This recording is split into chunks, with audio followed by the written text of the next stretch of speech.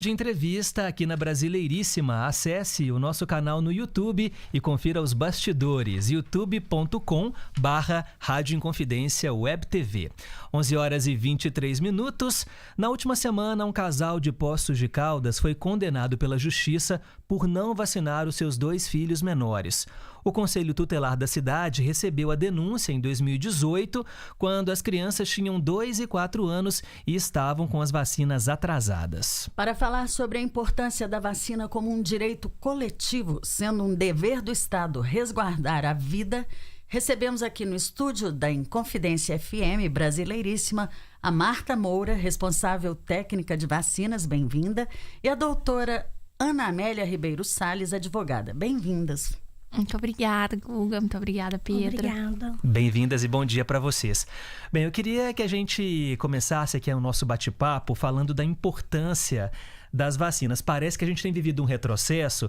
E aí, Marta, você como responsável técnica de vacinas, explica para o nosso ouvinte, né, a importância em se manter o cartão de vacinação das crianças, adolescentes, até mesmo dos adultos em dia. Sim. Segundo a Organização Mundial de Saúde, as vacinas elas salvam hoje em média de 2 a 3 milhões de vidas por ano. E depois da água potável, as vacinas elas são a maior descoberta em relação à promoção e prevenção à saúde, que em termos de conquista mundial para prevenção e promoção à saúde.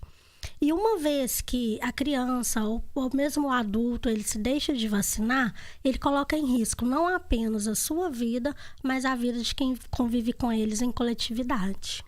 Doutora Ana Amélia, a discussão é que todos têm direito a serem vacinados, não é? E, em geral, os pais não fazem isso por questões religiosas diversas. E como é que a gente pode exercer esse direito de vacinação?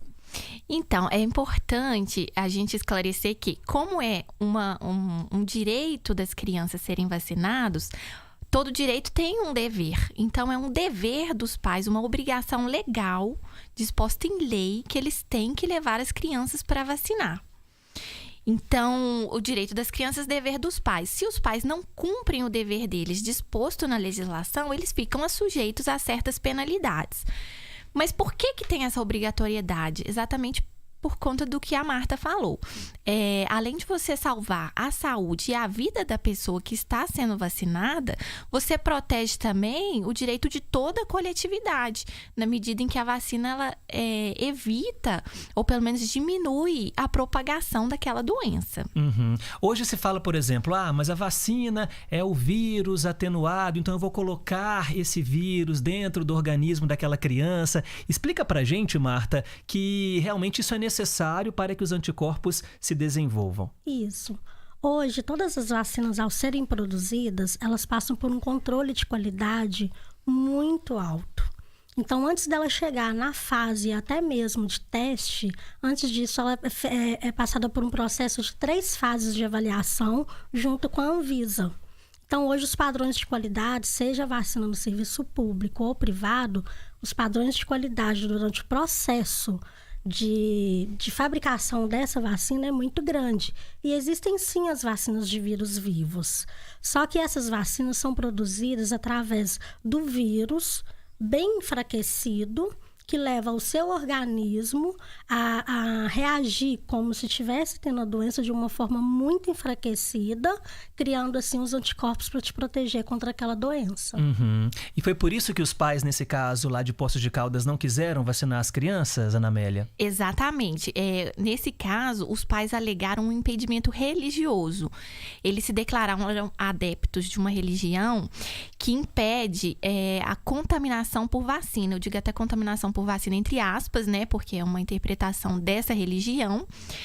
E aí eles alegaram esse impedimento religioso e alegaram o direito de liberdade religiosa. Por causa desse direito, eles não poderiam ser obrigados. Mas tanto o juiz quanto o tribunal, em sede de recurso, ele fez um juízo de ponderação, porque estava em conflito o direito à saúde das crianças em conflito com o direito de liberdade religiosa dos pais. E considerando que as crianças, elas são pessoas em desenvolvimento, são pessoas em vulnerabilidade, que não têm consciência ainda das escolhas e das consequências dessas escolhas, a justiça colocou realmente na balança e declarou que sobrepõe à liberdade religiosa o direito à saúde e à vida dos menores. Então, foi dada a decisão obrigando os pais a levarem os filhos a serem vacinados. E por causa dessas escolhas de pais, voltaram doenças, não é, Marta? Que já tinham sido erradicadas. Exatamente. Aqui no Brasil, uma doença que já havia sido erradicada era sarampo. Nós já tínhamos até o certificado da OPAS, da Organização Pan-Americana de Saúde, onde ela considerou o Brasil um país livre da doença de sarampo. E, infelizmente, nós perdemos esse certificado por conta do retorno da doença ao país. E isso se dá, a recusa e a recusa vacinal. Porque uma vez que o pai ele recusa vacinar e essa criança convive em coletividade, ela expõe as outras crianças ao risco de contrair a doença. Uhum. O Brasil ele tem um programa de vacinação muito bem sucedido, sim, né? Sim. O Brasil, ele, em termos de vacinação, hoje ele é até referência mundial. Hoje, o Brasil é um dos países que disponibiliza no calendário público a vacina tanto para o público infantil. Na verdade, já começa-se um trabalho já com a mãe ainda no adulto, idosos, gestantes e população indígena também. Uhum. E sem custo. Eu queria fazer uma pergunta para a Ana Amélia da importância do Conselho Tutelar nesse caso, né, que a gente está relatando aqui lá em Poços de Caldas, porque foi através do Conselho Tutelar que a Justiça teve acesso a esse caso. Exatamente. Foi o Conselho Tutelar que detectou que o cartão de vacina das crianças, nesse caso de Poços de Caldas, não estava atualizado. E aí, o Conselho fez todo um trabalho com os pais de conscientização, na verdade, uma campanha mesmo, para que eles pudessem levar as crianças a vacinar. Mas os pais se recusaram. Agora, um outro agente muito importante para fiscalização, né, das vacinações das crianças são as escolas. Isso porque as escolas, elas podem exigir a apresentação do cartão de vacina das crianças. Uhum. E aí, quando esse cartão não está atualizado, além de promover a conscientização dos pais, nos casos em que a recusa ela continua existindo, as escolas podem acionar o Conselho Tutelar e o Ministério Público para que estes dois possam levar a questão à justiça. Uhum. Ana Amélia, o que acontece com os pais que se recusam a vacinar as crianças? Como é uma obrigação legal a vacinação, eles ficam sujeitos às penalidades. As penalidades, elas são multa e até penalidades mais graves, como suspensão, mesmo que temporária, do poder familiar. E em casos extremamente graves também, a criança, ela tem a busca e apreensão da criança para que ela seja conduzida até o posto de vacinação. Uau, pode chegar nesse nível, então. Sim, tem todas essas atividades anteriores, Sim. A campanha de conscientização, mas quando a recusa ela continua sendo enfática, podemos chegar a esse extremo, sim. É impressionante. Só completando a fala da doutora Ana, aqui também está vinculado hoje o recebimento da Bolsa Família à apresentação do cartão vacinal. Então, quando ela vai receber, a criança geralmente é aquele período onde ela passa sempre por uma consulta com o pediatra e o médico também, ao avaliar esse cartão e ver que está incompleto, ele tem autonomia hoje de acionar o Conselho Tutelar, como ela disse, e o Conselho Tutelar direcionar isso para o Ministério Público. Muito bacana. É importante, então, a gente ressaltar que quando você deixa de vacinar o seu filho ou quando você deixa de tomar uma vacina, você coloca em risco não apenas a sua saúde, mas a de todo mundo que está ao seu redor. Sim. Daí a importância, né, dessa campanha de vacinação dos filhos. A gente está vivendo, né, eu comecei aqui o nosso bate-papo falando desse retrocesso. A gente, infelizmente, né, tem visto esses casos com muita frequência. O que a gente pode dizer, então, né, pro nosso ouvinte agora que, porventura, se enquadre aí nessa questão e que também não quer vacinar os seus filhos?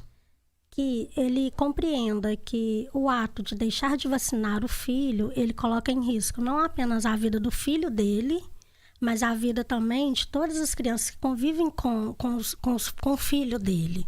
E o ato de vacinar hoje, né, que é a nossa discussão aqui, ela não se dá só através da proteção individual, mas coletiva.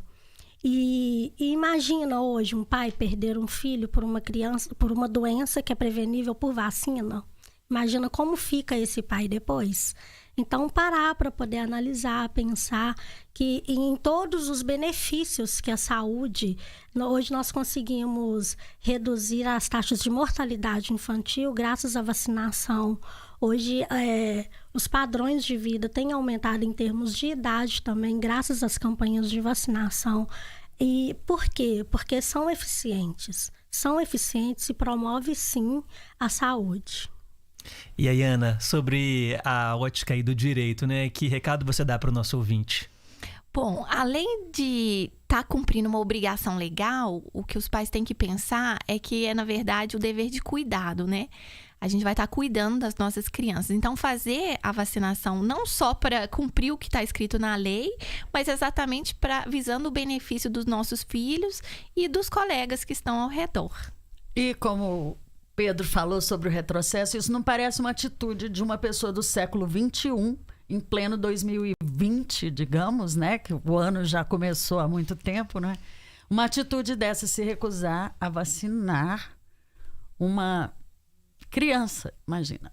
É verdade. Olha, muito obrigado pela entrevista. Nós batemos um papo aqui nos estúdios da Rádio Inconfidência com a Marta Moura, que é responsável técnica de vacinas, e a doutora Ana Amélia Ribeiro Salles, que é advogada. Muito obrigado, viu, pela entrevista. Obrigada a vocês. Obrigada e voltem sempre. E lembrando também ao pessoal que assistiu a gente através do nosso canal no YouTube, youtube.com/Rádio Inconfidência Web TV. Muito obrigado. Esse vídeo fica disponível para você assistir quantas e quantas vezes quiser. Vamos para um breve intervalo e voltamos já, 11h35.